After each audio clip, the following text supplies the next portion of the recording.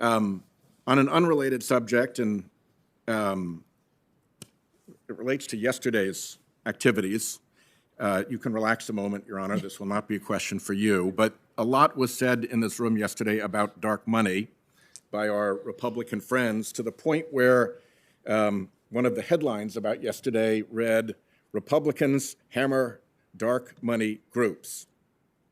And I'll be the first to concede that there is dark money on both sides, and I hope very much we can get rid of it on both sides shortly by legislation. But there is a difference, I believe, between a dark money interest rooting for someone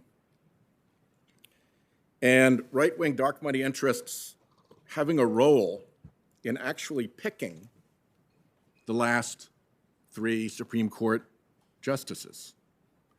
Now, how do we know that they had a role in doing that? Well, we know because everybody involved said so. It was pretty straightforward stuff. President Trump said we're going to have great judges, conservative, all picked by the Federalist Society. That's pretty plain. Senator Orrin Hatch, the former chairman, was asked, some have accused President Trump of outsourcing his judicial selection process to the Federalist Society. I say, damn right. The co-founder of the Federalist Society said that the administration is relying on the Federalist Society to come up with qualified nominees.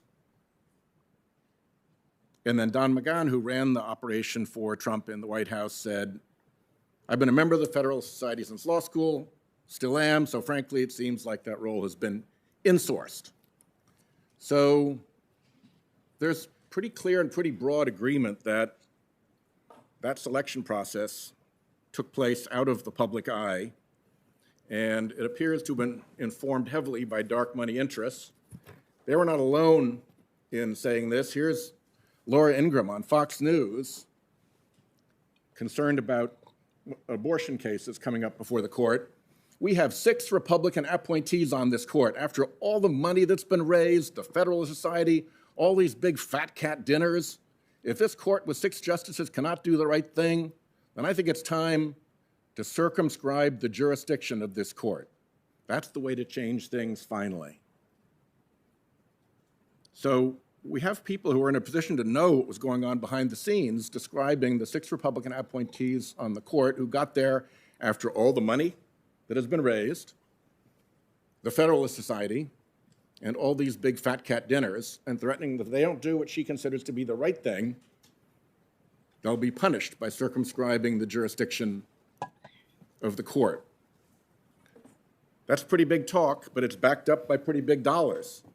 If you go back to before this enterprise got underway, the money that came into the Federalist Society from what's called Donors Trust, which has been described as the dark money ATM of the right, a Koch brothers affiliated operation.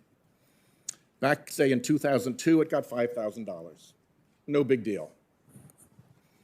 By 2019, when this operation was in full swing, it got $7 million. We don't know who the real donor was because that's the job of Donors Trust, is to de-identify the donor, to launder the identity off the donation so you can't connect the dots any longer. But $7 million, I think, is quite a lot of money. And unfortunately, the Federalist Society was not alone. Right down the hallway is something called the Judicial Crisis Network. Its office is on the same hallway as the Federalist Society in the downtown Washington building, although JCN's website and tax filings list a mailing address at a different location, an address shared by multiple companies. And right down that hallway at that Judicial Crisis Network, there's even more money pouring. And here's how much poured into the last 3 nominations via the Judicial Crisis Network. $21 million related in time to the Gorsuch nomination, $17 million to the Kavanaugh nomination, $14 million to the Barrett nomination. And of course, we don't know who the actual donor is. Could be the same donor, who knows?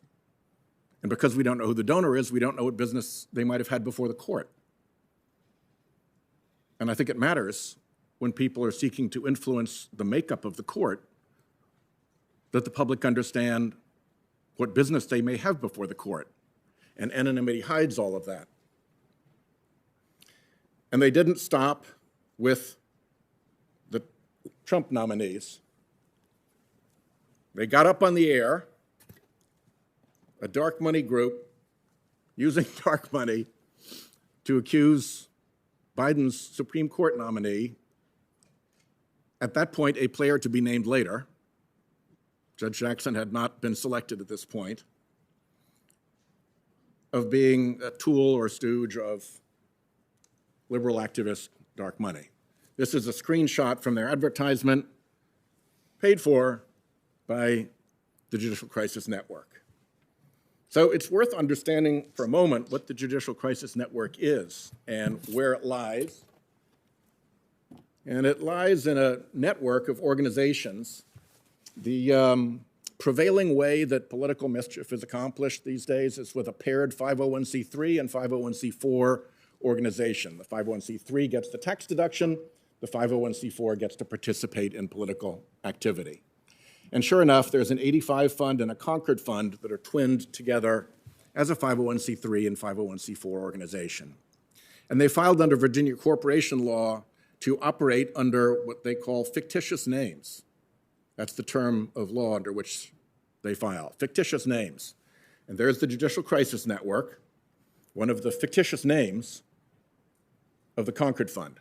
It has a parallel judicial education project that is a fictitious name of the 85 Fund. If you're interested in voter suppression, you can move down to the Honest Elections Project Action, another fictitious name, and its 501c3 twin, the Honest Elections Project. And they've even got new ones that are less active, Free to Learn Action and Free to Learn. So these are 8 organizations that are essentially one organization.